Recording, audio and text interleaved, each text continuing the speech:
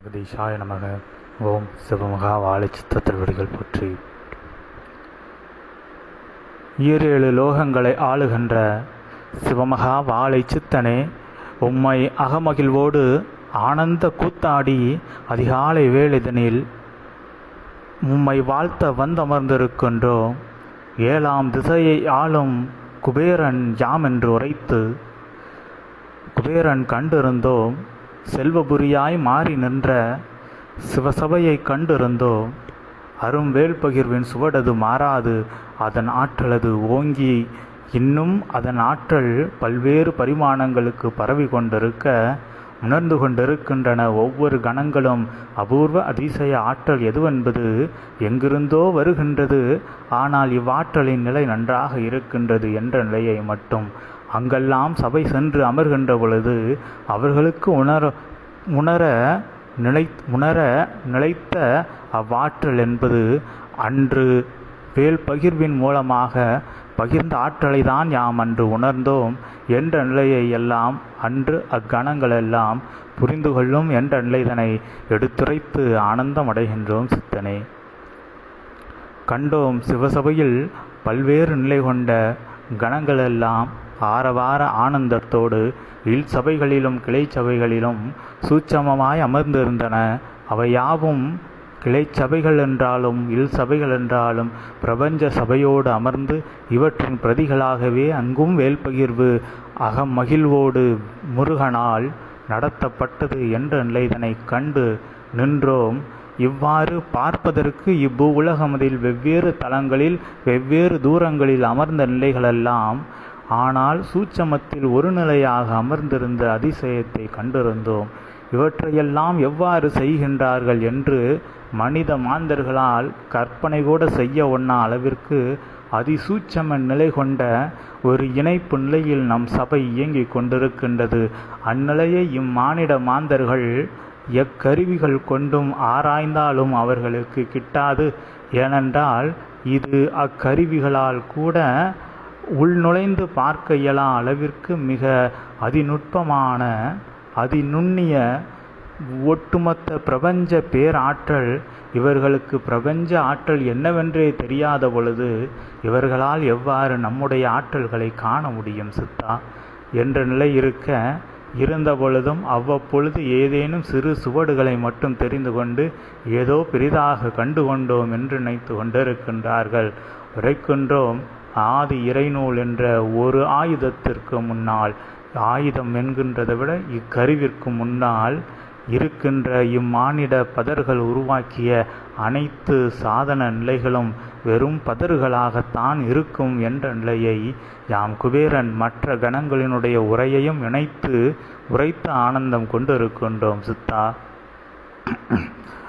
அவ்வாறு உம்முடைய ஆதி இறை நூல், ஆதி கைலாய சிவசூட்சம நூல், ஜீவநாடி ஒவ்வொரு சீடர்களுக்குள்ளும் சென்று கொண்டிருக்கின்ற அச்சூட்சமே இன்று இம்மனிதர்களால் உணர்ந்து கொள்ள முடியவில்லையே. அவ்வாறு இருக்க இவர்களால் எவ்வாறு ஆதி இறைநூலின் அற்புத பெருவெடுவின் நிலையை காண முடியும்? அந்நிலைக்கு உன்னை ஆராய்ச்சி செய்ய முடியுமா அவர்களால்? ஆனால் ஆராய்ந்து கொண்டிருக்கின்றார்கள். இதுபோன்று உரைத்தால் ஆசிகள் உரைத்தால் நூல் வந்துவிடுமா என்றும், அல்லது எழுதினால் வந்துவிடுமா என்றும், அல்லது சித்தன் அழைப்பது போல் நீர் உரைக்கின்ற உரை இருக்கின்றதே சித்தா, நீர் சிவத்தை அழைக்கின்ற உரையும் அருமுகனை அழைக்கின்ற உரையும் அதே துணையில் அதேபோல் அதனை அவ்வாறே எழுதி வைத்தெல்லாம் உரைத்து கொண்டு பயிற்சி செய்து கொண்டிருக்கின்றார்கள். நூல் எவருக்கேனும் திறக்க முடியுமா என்று சபை நாடாத மாந்தர்கள் என்று யாம் உரைக்கின்றோம். அவ்வாறு வேற்று மாற்று நிலை கொண்ட மாந்தர்களெல்லாம் இந்நிலையில் இது இவ்வார்த்தை ஜாலத்தில் ஏதோ அர்த்தம் இருக்குமோ, இது ஏதோ மந்திரமோ என்று உம்மிடம் இருக்கும் தவ ஆற்றலை உணராது நீர் செய்த 11,000 யுக ஆற்றல் அவர்களுக்கு கண்ணுக்கு தெரியாது. உரைக்கின்ற உரை மட்டுமே அவர்கள் செவியில் கேட்டு நின்று அவ்வுரைகளை உரைத்து சிவனை அழைத்தால் சிவன் வந்து விடுவாரா? ஆதி இறைநூல் வேண்டுமே. அந்நூலை கொடுத்த சிவன் அந்நூலுக்குள் தான் வந்திருப்பார் என்பதை அவர்களால் உணர ஒண்ணா நிலைதனில் இருக்கின்றார்கள். ஆனால் உணர்கின்ற பொழுது, உண்மை தெரிகின்ற பொழுது சிவசபையினுடைய முழு ஆற்றலை சித்த சித்தனை தவிர வேறு எவராலும் பகிர முடியாது என்பதை இவ்வுலக மாந்தர்கள் யாவரும் உணர்கின்ற பொழுது அவர்களெல்லாம் அடிபணிந்து நிற்பார்கள். நீரே சிவமென்று. ஏனென்றால் சிவ ஆற்றலை சிவன்தானே பகிர முடியும். அப்பிரபஞ்ச ஆற்றலை பிரபஞ்சமாக இருக்கின்ற குருதானே பகிர முடியும் என்ற நிலைக்கு வந்து நின்ற வாழை சித்தனே, அகமகிழ்வோடு வந்து நின்று உம்மை வாழ்த்தியதில் ஆனந்தம் கொண்டு நிற்கின்றோம். என்ன வேண்டுமோ கேள் சித்தா, என்ன வேண்டுமோ நீர் கேள். சிவசபைக்கு என்ன வேண்டுமென்றாலும் கேள். நீர் கேட்ட கணத்தில் அது எத்தனை கனமான உயர்நிலை பொருளாக, செல்வமாக, நிலையாக இருந்த பொழுதும், ஆற்றலாக இருந்த பொழுதும், அவை யாவையும் உம்மை வந்து நாடுகின்ற அருள் ஆற்றல்தனை யாம் குபேரன் வழங்கி நிற்கின்றோம். சூட்சமத்தில் இதற்கு முன்பு வழங்கி இருந்த பொழுதும் அவ்வப்பொழுது சூழ்ந்த வினை நிலைகளினால் அவையெல்லாம் தடைப்பட்டதை கண்டிருந்தோம். அது உமக்கும் உணர்த்தி நின்றதினால் நீரும் பொறுமை காத்து நின்றதை கண்டிருந்தோம். ஆனால் இனி அந்நிலைகளெல்லாம் அல்ல. வேல்பகிர்வில் நடந்த அதிசய அற்புத நிகழ்வினால் நீர் என்ன வேண்டுகின்றாயோ, உம்முடைய எண்ண நிலைகளில் எதை நினைத்து நீர் செயலாற்றுகின்றாயோ அதற்கான செல்வ நிலைகளை யாம் குபேரன் அகமகிழ்வோடு எவ்வழியிலேனும் வந்து உமக்கு கொடுத்து விடுவோம். சபை தன்னிறைவு அடையும் காலமும் உன்னிலையிலிருந்து ஏற்பட காத்து கொண்டிருக்கின்றது. உம்மை நாடுகின்ற சீடர்களுடைய நிலையிலிருந்தும் அவை சிறிது சிறிதாக வந்து சேரும் என்ற நிலைதனை அகமகிழ்வோடு யாம் உரைக்கின்றோம். அதற்கான ஆசிகளையும் வழங்கி நிற்கின்றோம். இவ்வாறு பல்வேறு மாந்தர்களால் சிவசபை உயர்த்தப்படும். அவ்வுயர்த்தப்பட எச்சீடர்களையெல்லாம், எம்மாந்தர்களையெல்லாம் உம்முடைய சீடர்களாக மாற்றுகின்றோமோ அவர்கள் யாவரும் உயர் சரணாகதி கொண்டவர்களாய் தாம் கொடுக்கும் நிலை, தாம் கொடுத்தோம் என்ற நிலை கூட மறந்து விடுகின்ற அளவிற்கு எவ்வித பயனையும் எதிர்பார்க்காது கொடுத்து சிவசபையிலிருந்து சூட்சம ஆற்றல்களை அபரிவிதமாக பெற்று அதன் மூலம் பல்வேறு நிலைகளை மீண்டும் பெற்று அதனையும் மீண்டும் சிவசபைக்கே தாரை பார்க்கின்ற அளவிற்கு உயர் சரணாகதி கொண்டவர்களாக அதுபோன்ற மாந்தர்கள் மாறி நிற்கின்ற நிலையையும் கண்டிருக்கின்றோம். அந்நிலையும் நிகழ்ந்து கொண்டிருக்கின்றது என்ற நிலைதனையும் யாம் உணர்த்தி அகமகிழ்ந்திருக்கின்றோம். குபேரனை எவ்வாறு அழைத்தால் வருவான் என்றெல்லாம் சீடர்கள் செல்வத்திற்காக வேண்டி நிற்கின்றார்கள்.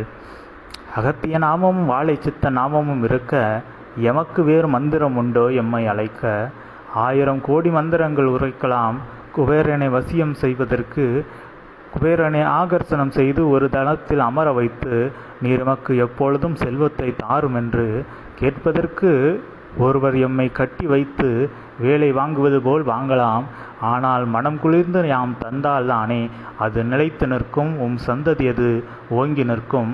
அந்நிலை அது நிகழ வேண்டுமென்றால் நீர் அவ்வாறு எம்மை ஆகர்ஷணம் செய்து வைத்தால் கூட உம்முடைய நிலை மாறினால், உம்முடைய நோக்கம் மாறுகின்ற பொழுது யாம் செல்வத்தை கொடுப்போம். ஆனால் அது உமக்கு மாற்றாக வேலை செய்து கொண்டிருக்கும். ஆனால் நீர் அகத்திய நாமத்தை உரைத்து வாழை சித்த நாமத்தை உரைத்து உமக்கு என்ன வேண்டுமோ கேள். அது சிவசபையினுடைய உயர்நிலைக்கும் சார்ந்ததாக நிற்கின்றவாது கேட்டுப்பார். கொடுப்போம், மலையளவு கொடுப்போம். 2 மலை 1 மலை அல்ல, எத்தனை மலை வேண்டுமென்றாலும் பொன்னாக கொடுப்போம், பொருளாக கொடுப்போம். சிவசபையின் உயர்வது எண்ணத்தில் வைத்து கொண்டு எமக்கு செல்வம் வேண்டுமென்று ஒருவன் வினவினால் அந்நிலைக்கு அகமகிழ்வோடு கொடுப்போம். ஆனால் அதில் துளி அளவு கூட தம்முடைய சுயநிலை தேவை என்று கேட்க ஒண்ணா அளவிற்கு நீர் அதனை மறந்து கேட்க வேண்டும். யாம் முழுவதும் கேட்பது சிவசபையினுடைய நோக்கம். சிவசபைக்காக யாம் இச்செல்வத்தை கேட்கின்றோம் என்று ஒரு சீடன் நின்றால் அச்செல்வத்தை யாம் கொடுக்கின்ற பொழுது அது சிவசபைக்கு பயன்படும். அதுபோல் அது எவன் மூலமாக செல்கின்றதோ, எவன் கேட்டானோ அவனுடைய கஷ்ட நிலைகள், செல்வ குன்றல் நிலைகள் எல்லாம் யாம் குன்றைவிட பெறளவு கொடுக்கின்ற செல்வ நிலைகளினால் அது குவிந்து அவனுடைய அனைத்து செல்வ நிலைகளில் இருக்கின்ற தடைகளும் மாறிவிடும். எனவே சூட்சமம் சிவசபையில் ஒன்றுதான் சித்தா. சிவசபையினுடைய நோக்கம் என்பது யுகமாற்ற நோக்கம். அம்மாற்ற நோக்கத்தை உள்ளுக்குள் வைத்து எவரெல்லாம் சிவசபைக்காக பணியாற்ற வேண்டும், சிவசபைக்காக யாம் செய்கின்ற ஒவ்வொரு செயலும் இருக்க வேண்டும் என்று நினைத்து செய்கின்றார்களோ அவர்கள் யாவருக்கும் அந்நிலைகள் அற்புதமாக வழங்கப்படும். ஆனால் ஒருவன் கலியுகம் அதில் வாழ்ந்து கொண்டு உம்மை நாடி வந்து எமக்கு வேண்டும், ஆனால் அது எமக்கு மட்டும்தான் வேண்டும், அதை வைத்து சிவசபைக்கு ஏதும் செய்ய மாட்டோம் என்ற நிலை இருக்கும் பொழுது நாங்கள் எவ்வாறு எதனை கொடுக்க முடியும் என்று உரைக்கின்றோம். ஆனால் ஒருவன் உம்மிடம் உண்மையாக தம்மை தாரை வார்த்து நின்று தமக்கு வேண்டிய நிலைகளெல்லாம் சிவசபைக்கு வேண்டிய நிலைகள் என்று வேண்டுகின்ற பொழுது ஆனந்தத்தோடு சிவகணங்களும் தேவகணங்களும் சித்த கணங்களும் அபூர்வ அதிசய சித்து நிலை கொண்ட ஆற்றல்களோடு பல்வேறு சித்த நிலையில் இருக்கின்ற உயர்நிலை ஆற்றல்களையும் அபரிவிதமாக வழங்கி நிற்கும் என்ற அதிசூட்சம நிலைகளையெல்லாம் எடுத்துரைத்து அகமகிழ வைத்தவனே, இந்நிலையெல்லாம் உண்மை ஊர்ஜிதம். சிவசபை உயர வேண்டும், அதற்கு எமக்கு செல்வம் தந்தால் எம்மூலமாக அதற்கு ஒரு கைங்கரியம் எம்மால் செய்ய முடியும் என்று ஒருவனை எமக்கு அதற்காக செல்வம் என்று கேட்கச் சொல். குபேரன் கொடுப்பதை எவரும் தடுக்க மாட்டார். சிவன் கூட சிவசபைக்கு குபேரனால் அச்சீடனுக்கு செல்வம் கொடுக்கப்படுகின்றதென்றால் சிவமும் ஆனந்தமாக இன்னும் அளவுக்கு அதிகமான செல்வத்தை கொடு குபேரா என்றுதான் உரைப்பாரே தவிர வேறேதும் உரைக்க மாட்டார். ஏனென்றால் அச்சீடன் சிவசபைக்கு அச்செல்வத்தை தாரை வார்க்கப் போகின்றான் என்ற நிலைக்காக. இவ்வாறு உயர்நிலை கொண்டவர்களாக தம்முடைய நிலையை யுகமாற்ற நிலைக்காக மாற்றி உயர்வு கொண்டவர்களாக இருந்து எதை வேண்டினாலும் சிவசபை அபரிவித ஆற்றலோடு கொடுக்கும். அதனை கொடுக்கின்றோம் அல்லவா? அந்நிலையில் உங்களுடைய வினை நிலைகளினால் வருகின்ற அனைத்து நிலைகளும் மாறி நிற்கும் என்ற நிலைதான் சூட்சமம். இவ்வாறு சிவசபையின் உயர்வுக்கு தம்மை தாரை வார்த்து நிற்க உங்களை சிவசபை கையெடுத்து நிற்கும் என்ற நிலைதனை சூட்சமமாய் எடுத்துரைத்து வாழ்த்த வைத்த சிவமகா வாழை சித்தனே, சிவஸ்வரூபனாகனே, அருமுகனின் அருள்வடிவாய் நின்று அவன் வேலை செங்கோலாய் கொண்டு இவ்வூலகமதில் களிமாற்றம் வேலைதனை செய்கின்ற சித்தனே, இவ்வதிகாலை வேலைதனில் குபேரன் ஆனந்தம் கொண்டு உம்மை வாழ்த்தியதிலும் ஆனந்தம் அடைந்து செல்வ நிலைகள் பெருகின்ற நிலைக்கான ஆசிகளை வழங்கியதிலும் உயர்நிலை ஆனந்தம் அடைந்து இனி வருவோம், இயல்பு நிலையில் வந்து நிற்போம். அருள்நிலையாய் உயர்நிலை கொண்ட சூட்சம நிலைதனை திறந்து கண்ணெதிரில் வந்து நிற்கின்ற காலங்களெல்லாம் வந்து நிற்கின்றன என்ற நிலைதனை சூட்சமமாய் மட்டும் எடுத்துரைத்து உம்மை வாழ்த்தி நின்று அது நிலைக்காக உம்மை ஆனந்தம் செய்வதற்காக யுகமாற்றம் அது செய்து எங்களையெல்லாம் ஆனந்தம் செய்கின்ற சித்தனே, உம்மெதிரில் அனைத்து சூட்சம கணங்களும் சூட்சமம் திறந்து இயல்பு நிலையாக வந்து நின்று உரையாடுகின்ற நிலைகள் விரைந்தோடி வருகின்றன என்ற நிலையை உணர்த்தி வாழ்த்தி அமர்கின்றோம். யாம் குபேரன் சித்தா.